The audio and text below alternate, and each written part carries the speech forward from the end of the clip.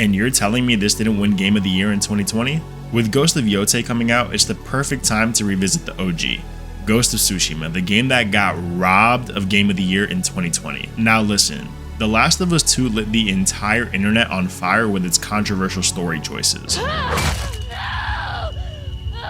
I only ever heard pure praise for GOT. Just add the Y and now it's Game of the Year. I'm telling you guys. Alright, but seriously, this game is dope. Story, fire. Graphics, fire. Gameplay, fire. Side content, fire. This game is a supernova of great ideas, and we're going to talk about it, starting with the story. The story of GOT stars Jin Sakai, a samurai on the island of Tsushima facing down the impending Mongol invasion and certain death. After surviving the slaughter on Komoda Beach and failing to save his uncle from Khoten Khan, he realizes his samurai code of honor isn't going to work against enemies who have none, so he starts adopting dishonorable tactics to save his home. It's a beautiful story of a man trying to save his home while sacrificing his code and the relationships that come with it. And the ending emotionally sucker punched me with one of the toughest decisions I've ever made in a game. Honestly, way more compelling than hearing revenge is bad on repeat for 30 hours. But hey, that's just me, and it helps that this game has amazing graphics.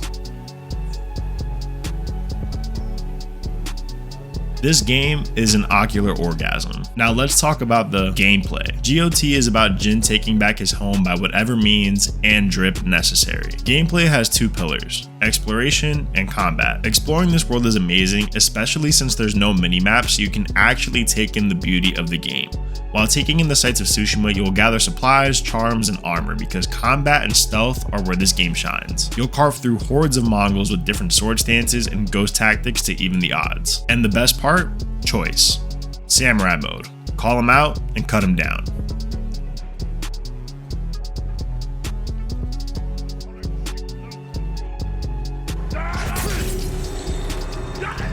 Ghost mode. Become Sam Fisher with a katana.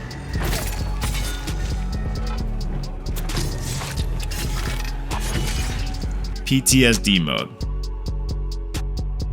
Mix the first two to strike fear into your enemies like you're Batman. Pick your poison. It all works.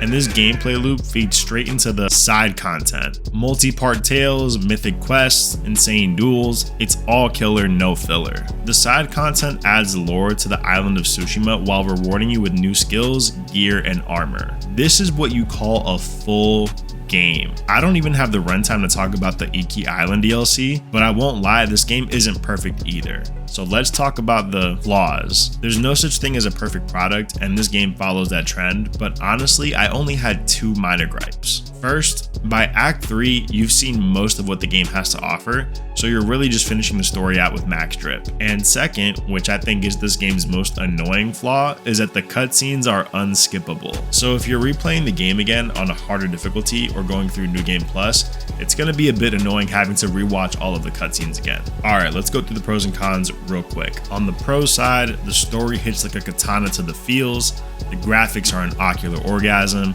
combat is fluid and flexible, you can be a samurai, a ninja, or Japanese Batman, side content isn't filler, it's actually fire, and there's a full game here even without the DLC. On the con side, by Act 3, there's really no more new gameplay tricks, and there's unskippable cutscenes, which really sucks on repeat runs. Bottom line, I'd say it's worth getting the director's cut of Ghost of Tsushima for full price on PS5 or PC if you haven't played it yet. Let me know in the comments, are you guys excited for Ghost of Yotei? I'm the 5-Minute Gamer. Subscribe so Ellie doesn't hunt me down for slandering her game. I'll catch you guys in the next 5. Peace out.